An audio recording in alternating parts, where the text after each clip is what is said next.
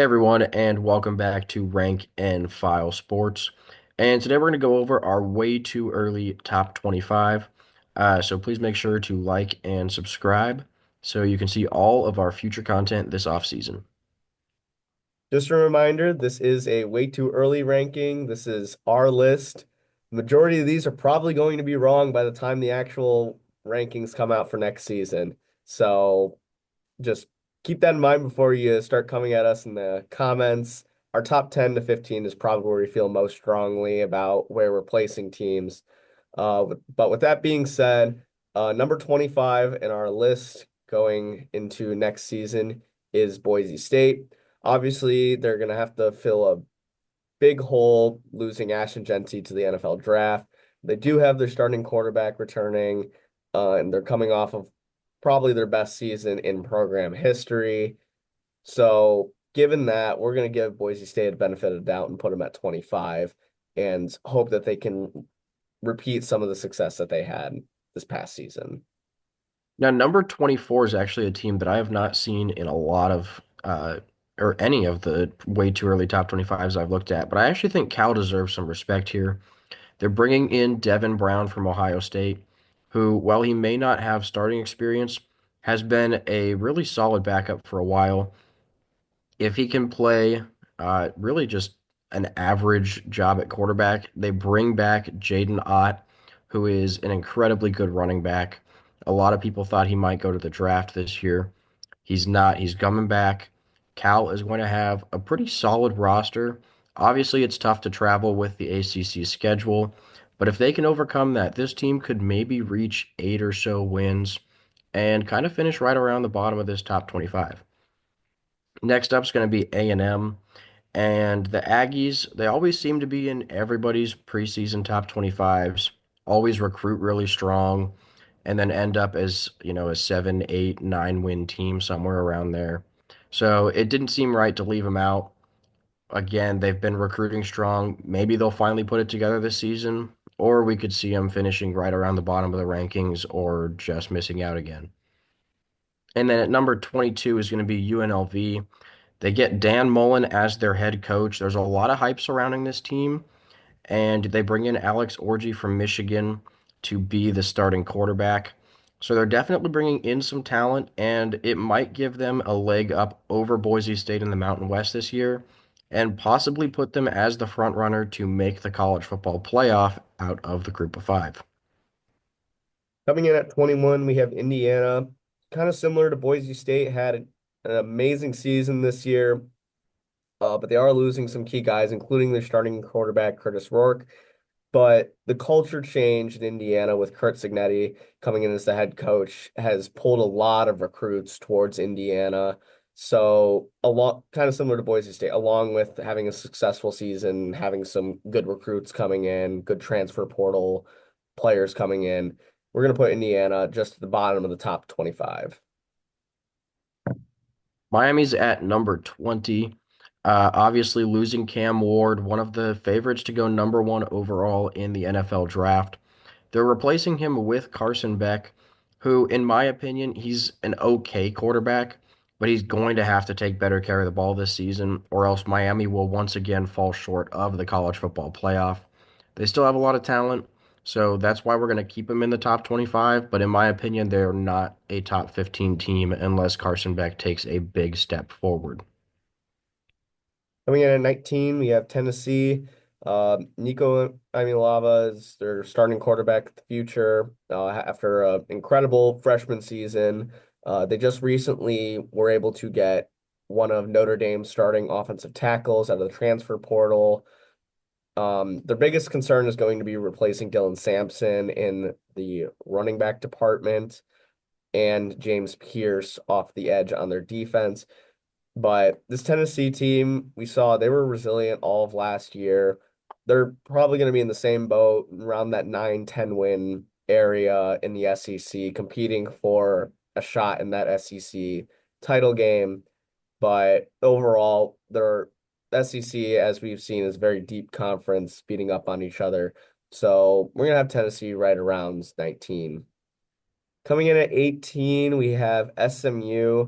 Big thing for SMU after another great season that we've seen out of some teams that we haven't expected, like Indiana and Boise State, is that Kevin Jennings is coming back. He was the he brought the resurgence for the team after a somewhat slow start and after their loss to Kansas State early in the season. So having Kevin Jennings come back to lead this offense again is a great start, along with them being super active in the transfer portal. So SMU is also going to get the benefit of the doubt in our list and get that top 20 spot. At number 17 is going to be Michigan. They finished the season really, really strong, and they did earn a spot at number 24 in our final top 25 ranking. We moved them up a bit for the way too early top 25. They bring in Bryce Underwood, who is a highly touted freshman, and just overall have been making a lot of strides in both recruiting and in the transfer portal. So I think Michigan's going to be a pretty solid team next year. Again, they might be able to make the college football playoff. It'll be a bit of an uphill battle with a new starting quarterback, but it's not completely out of the question. And then number 16, Kansas State, bringing back Avery Johnson for another season. The Wildcats just overall have a really talented roster. Definitely going to be a team to compete in the Big 12 next season. Number 15, we have Florida. DJ Lagway had an incredible season when he was on the field for Florida. If he didn't get injured in that Georgia game, they might have actually been able to knock off Georgia. So they have an incredible young team that they started with last season that's going into this season. So we're both really high on this Florida team to compete in the SEC after having a gauntlet of a schedule last season. So Florida is going to make it into our top 15. And then at number 14, we have Alabama. Losing Jalen Milroe is going to be a big blow just because he's been their starting quarterback the past couple seasons after a relatively disappointing season this year, too. But it's Alabama. They always recruit very well. Their defense is going to be one of the best in the country. So, and with Ryan Williams, it's kind of similar to Ohio State. It's not going to matter who your quarterback is, as long as you have a quarterback that can give your stars on the offense out wide the ball, you're going to be competitive. So Alabama is going to come in at number 14. At number 13, Illinois is returning Luke Altmaier for his senior season. And with Brett Bielema at head coach, this is a really solid team. And if you look at their schedule, this is potentially a team who could have a season similar to Indiana did, where you really don't have that many tough games. I think Illinois' most difficult game is a home game against Ohio State. Other than that, they maybe only have one other ranked team. I think that's Indiana. So this is a team that could pretty easily get to 10 and 2 with an upset, maybe 11 and 1. And overall, very talented roster. I think Illinois has a really good shot to end up finishing in the top 15 of next year's final poll. And then at 12, we have Iowa State returning Rocco Becht for another year. And really, that's one of the keys is just bringing back your starting quarterback. He was pretty solid this season. The Cyclones had a really good offense. We saw them beat Miami at the end of the season in their bowl game, although they did get blown out by Arizona State in the conference championship. With a lot of guys coming back, I think this is going to be a really solid Iowa State team that should once again be competing in the Big 12. Number 11, we have LSU. This might be a little bit lower than some people are expecting, especially since Garrett Nussmeier is returning at quarterback and is likely to be the Heisman frontrunner at the start of the season. But we're a little bit lower on them just because they're losing some key offensive guys, especially in terms of speed out of Kyron Lacey, CJ Daniels, as well as their starting offensive tackle Will Campbell to the draft. But overall, this LSU team is going to be very competitive, as we've seen, because Garrett Nussmeier is coming back and because they have some key guys in the secondary returning as well. But the SEC, as we've seen, is an absolute dogfight. They can get consistent wins in the SEC. We could see them in the top 10 and maybe even approaching the top 5 later on in the season. At number 10, we have Arizona State. We are much higher on Arizona State compared to other people. Obviously, losing Cam Scatterbo is going to be a huge concern for Arizona State because he's been the lifeblood of their offense this season.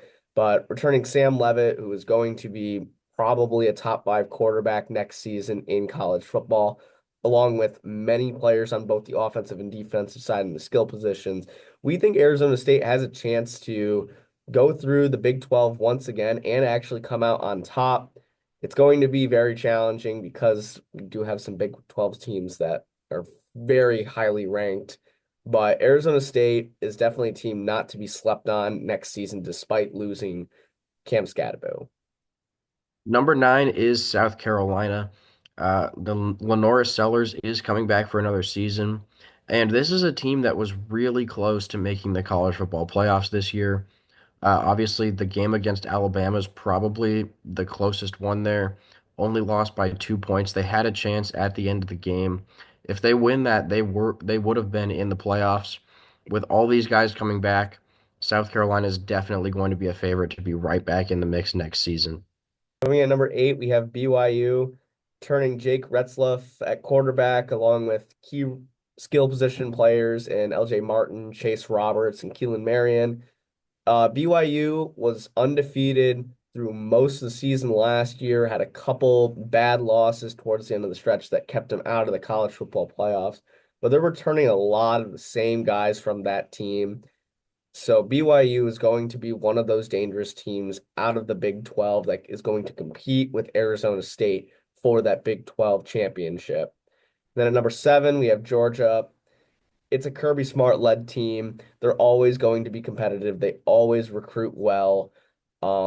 Gunnar Stockton is going to be the quarterback running this team. Now he's going to have a full year to develop and run this offense compared to being put in that position after an injury to Carson Beck. Um, Oscar Delp at tight end is going to be key for helping out Gunnar Stockton in the passing game. And this Georgia defense, as we've seen year in and year out under Kirby Smart, is always a force to be reckoned with in the SEC. So Georgia comes in at number 7.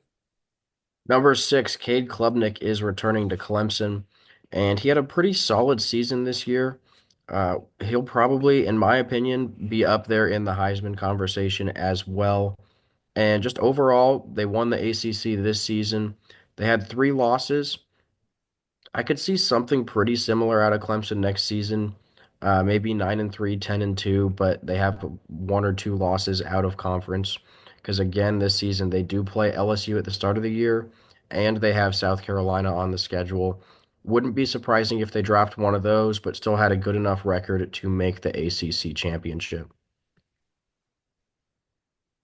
Number 5, we have the college football playoff championship runner-up in Notre Dame. We did have them at number 4 previously, but due to some recent transfer portal decisions by their offensive line, we decided to drop them one spot because their offensive line has been a very key part of their offense with Riley Leonard and Jeremiah Love. But overall, Notre Dame is going to be returning Jeremiah Love, who is expected to be one of the non-quarterback Heisman favorites. Um, they have Jordan Faison and Jaden Greathouse also coming back. Jaden Greathouse having a crazy, remarkable game in the championship game against Ohio State. But the key is going to be who the quarterback is going forward for Notre Dame, and they do have a highly touted five-star quarterback coming in to run this offense. So Notre Dame is going to come in at number 5 for us. And then number 4, we have Penn State. Like I said, Penn State getting a bump up because Notre Dame was losing offensive linemen. Um, the key for Penn State is the fact that they're returning Drew Eller at starting quarterback, along with both Katron Allen and Nick Singleton at running back. The fact that you have 3 key guys on your offense coming back after a remarkable season for Penn State is going to be what makes them competitive in the Big Ten once again. Obviously, replacing Abdul Carter and Tyler Warren is going to be something that James Franklin will have to address. But Penn State always seems to manage to turn out some crazy NFL prospect at edge like Micah Parsons, like Abdul Carter. So we have Penn State in our top four going into next season. Number three, we have Oregon. Undefeated regular season, fell to the eventual national champions in Ohio State in the playoffs. Oregon, even though they are losing Dylan Gabriel, who was their starting quarterback, their Heisman finalist, is going to have Dante Moore stepping into that role, who was a five-star quarterback, who does have starting experience in college football at UCLA. And Dan Lanning is going to find ways to use Dante Moore's strengths to the fullest. Evan Stewart's coming back. Devin Jackson at linebacker is coming back. A lot of the key players on Oregon's defense will be returning. It's just a matter of figuring out the offense, and Dan Lanning has shown that he can make the offense unlike anything college football has ever seen before. So Oregon is going to come in at number three in our list. At number two is the defending national champions in Ohio State. Now, the Buckeyes are going to be losing a ton of talent to the NFL draft. All of the underclassmen have declared at this point, which is why we went ahead and put this poll out now. So they are bringing back both Sonny Styles and Davison Igbinison on the defense. And just overall, really solid roster still. They played a lot of guys out of the backup role. So the biggest question here is going to be the quarterback position, with Julian Sayans stepping in to that role for Ohio State. And that was the key that decided between one and two for us. We put Texas at number one because Arch Manning has more starting experience than Sayan, as he had to step in for Quinn Ewers a few times, and he did really well in those games. Texas also losing a lot to the draft, but overall, very comparable rosters for these two teams, and they play week one. So I guess we'll see in week one whether or not this was the right decision. But anyways, thank you guys so much for watching. Please make sure to like and subscribe, and we'll see you in our next video.